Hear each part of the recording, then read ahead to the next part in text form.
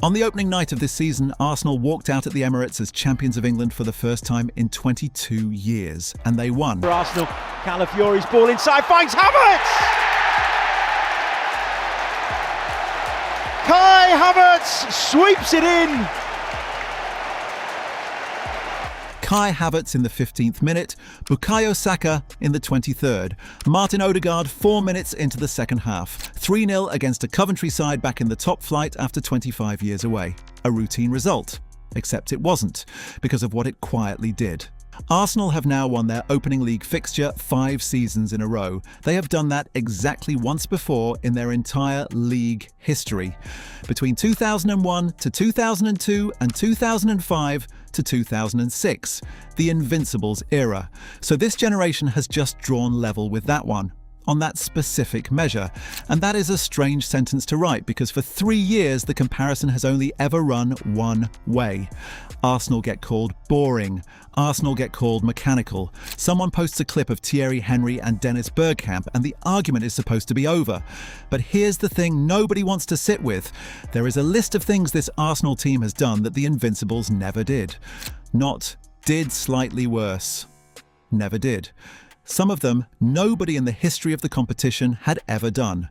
And by the end of this video, you are going to know all of them, including the one that had never happened before in the entire history of the Premier League. This isn't a video that says Arteta is better than Wenger. It isn't that video.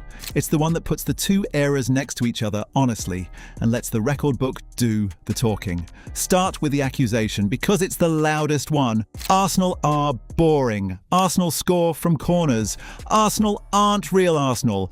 Last season, Arsenal scored 19 goals from corners in the Premier League. That is a record for a single campaign. Not their record, the record. Across all set pieces, excluding penalties, they scored 25, the highest total in the division. Now hold that next to what the criticism actually implies. The implication is that a set-piece team is a lesser team, a team that found a shortcut. But think about what a set-piece weapon really gives you across 38 games. It gives you a way to win when you are playing badly. It gives you a route to 3 points on a wet Tuesday in February when your best passer is injured and the pitch is cutting up and nothing is coming through the middle. And critically, it does not decay. Form decays. Confidence decays. A drilled corner routine does not care whether you are in form. It is the most weatherproof way of winning football matches that exists, and Arsenal are now better at it than any team has ever been in this league. The Invincibles were spectacular. Genuinely, watch it again, spectacular. Henry scored 30 league goals that season and won the Golden Boot. But that team never set a record like this because they never needed to build one. They had the individual brilliance to solve games on their own. That's the actual difference between the two sides, and it's worth being precise about it. The 2004 team won games because of who was on the pitch. This team wins games because of what is on the training ground. One of those is more beautiful. The other is more repeatable. Now the big one. Last season, Arsenal became the first team in Premier League history to go an entire season without having a player sent off and without conceding a single penalty. Read that again because it's easy to skim past. 38 games. Not one red card, not one penalty given against them. People treat that as a fun fact. It isn't. It's a description of how the entire team defends. A penalty is a defender arriving late or diving in or panicking. A red card is a defender losing control of a situation or of himself. To go a full season without either happening in a league that plays at this speed means every defensive action was taken early enough that nobody ever had to gamble. That is not luck. Luck does not last 38 games, and here is why this specific record matters in the comparison. The Invincibles were not that team. That side had an edge to it, a temper, a willingness to go to the line and past it. It was part of why they were so hard to play against, and it's part of why people still love them. But it also meant that when the wheels came off in 2005, they came off fast. So this is the first entry on the list. The Invincibles never did this. Nobody ever did this. Arsenal conceded 27 league goals last season, 27 in 38 games. That's an average of 0.7 goals conceded per game, and that number was the lowest across the whole of Europe's big 5 leagues. Not the lowest in England, Spain, Italy, Germany and France. And it goes deeper than the goals. Arsenal faced an average of 2.4 shots on target per game and 8.2 shots in total, both the lowest across those same 5 leagues. Their expected goals against sat at 0.7 a game. So this wasn't a case of a goalkeeper standing on his head every week. The chances were never allowed to exist, though the goalkeeper was doing his job too. David Raya kept 19 clean sheets and was named the league's best goalkeeper. Then there's my favourite number in the entire season. In 6 separate Premier League matches, Arsenal's opponents did not manage a single shot on target. Not one in 90 minutes. 6 times. That is the joint highest total by any side on record in the competition, since records for it begin in 2003 to 2004. And that date is doing a lot of work because 2003 to 2004 is the Invincibles season. Their own campaign is inside that data set. And the Invincibles did not beat this. The most miserly Arsenal defence by that measure is the current one. The comparison at goal level is closer, and I want to be straight about it. The Invincibles conceded 26. This side conceded 27. 1 goal in it, 22 years apart. So, on the raw number, 2004 shades it by the width of a coat of paint. On everything underneath the number, this team is ahead. There's a category of statistic that doesn't win you anything on its own, but tells you exactly what kind of season a team is having. Last season produced 3 of them. In October, Arsenal recorded their 700th Premier League victory. Only Manchester United have reached that number. In May, they passed 500 clean sheets in the competition. Again, only United have more. Those are not season records. Those are club history records, and they were both crossed inside the same 9 months. And then this one, which I think is the most revealing of the 3. Arsenal were top of the league on Christmas Day, which they had been 4 times before in the Premier League era. Every one of those 4 times, they didn't go on to win it. Last season, they did. In fact, it was the first time since 1947 to 48 that Arsenal led the top flight on Christmas Day and finished the job. Think about what that actually means in the context of this specific club.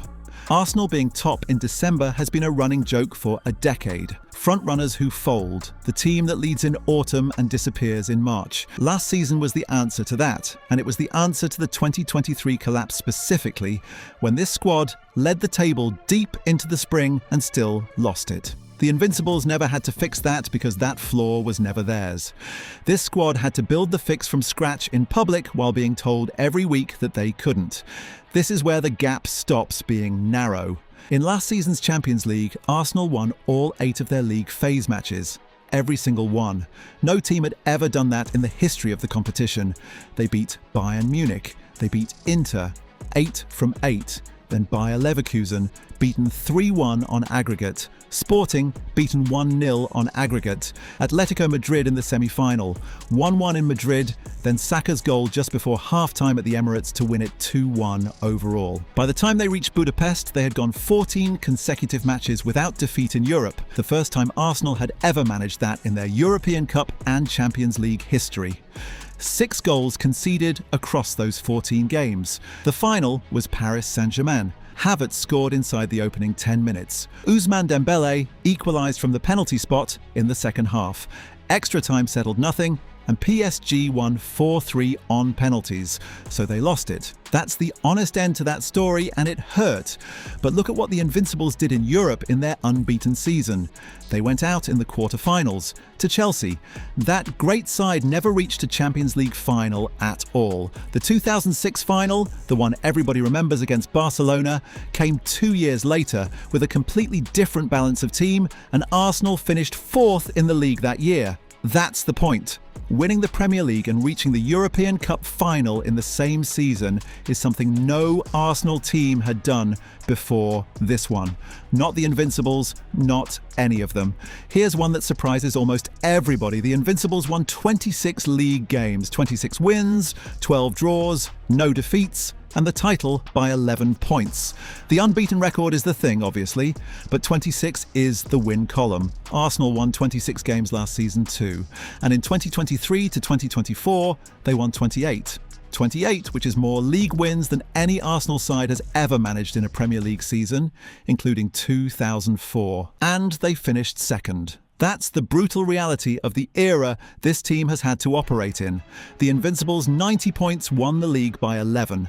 In 2023 to 24, Arsenal put together the highest win total in the club's Premier League history, and it wasn't enough. Manchester City simply didn't drop games. Last season's title came with 85 points, 26 wins, 7 clear of City, sealed with a game to spare after the 22-year wait. If you want one line that captures the difference between the two eras, it's that. The Invincibles standard would win most Premier League seasons. It would not have won 2023 to 24. Now, the part that has to be in here because a video that only lists one side's records isn't analysis, it's a fan edit with a narrator. The Invincibles have one thing that this team does not have and may never have: 38 league games, unbeaten. Nobody has repeated it in the 22 years since. The run stretched to 49 matches across 2 seasons before it finally ended at Old Trafford in October 2004. That is not a record. That is a monument. And the trophy cabinet across those years is heavier too. 2 league titles in that generation, 3 FA Cups, including the 2005 final, won on penalties against Manchester United. This Arsenal side has 1 league title and so far no cups. They lost the League Cup final to Manchester City last season and lost the Champions League final on penalties. Finals reached, finals lost. So if you are keeping score on silverware, 2004 wins. And it isn't especially close, but there's a second half to that story that gets left out. And it's the one that should worry Arsenal fans far more than any comparison. What happened next? The Invincibles won the league in May 2004. They started the following season with a 4-1 win at Everton. They finished that season second with 83 points. The season after that, fourth. And then Arsenal did not win the league again for 22 years. The greatest team in the club's modern history got 1 title out of that peak. 1. The window shut while everyone was still celebrating. So look at where this Arsenal team is standing at the start of this season, because it is standing in almost exactly the same place. Champions. Opening weekend, a win. In August 2004, it was 4-1 at Goodison Park. This time, it was 3-0 at the Emirates. Arsenal have now won all 4 of their Premier League opening fixtures as reigning champions. Nottingham Forest in 1998-99, Birmingham in 2002-03, Everton in 2004-05, and Coventry to start this one. A week earlier, they had taken the Community Shield apart, beating Manchester City 3-0, with Riccardo Calafiori scoring inside the opening minute and Havertz and Odegaard adding to it. And there's a stat worth remembering here: Arsenal have never won the league in a season in which they lost their opening game. Whatever else happens, the door has stayed open, but 2004 is the warning. Starting like champions is not the same as staying champions. Arsenal have not retained a league title since 1935. That's the real test, and it's the one thing on this entire list that the Invincibles generation genuinely failed. They had the perfect season. They could not build a dynasty out of it. So where does that leave the argument? The Invincibles have the season nobody will ever repeat and the trophies to go with it. This team has the records that nobody, including the Invincibles, ever set. The first side in Premier League history to go a season without a red card or a penalty conceded, the most corner goals ever scored in a campaign, the best defensive numbers in Europe, the first clean sweep of a Champions League phase in the competition's history, and the most league wins any Arsenal team has ever recorded in a Premier League season. 2 very different ways of being great. One built on players who could do things nobody else could do. One built on a system that does not stop working when the players change. And the thing that decides it isn't in the archive. It's happening right now across this season. Because if this team does what the Invincibles could not and wins it twice, then the conversation isn't a comparison anymore. So tell me in the comments, is the record book enough, or does 38 unbeaten settle it forever? And if you want the follow-up, where we go through what Arsenal actually need to retain this thing, subscribe, because that one's coming next.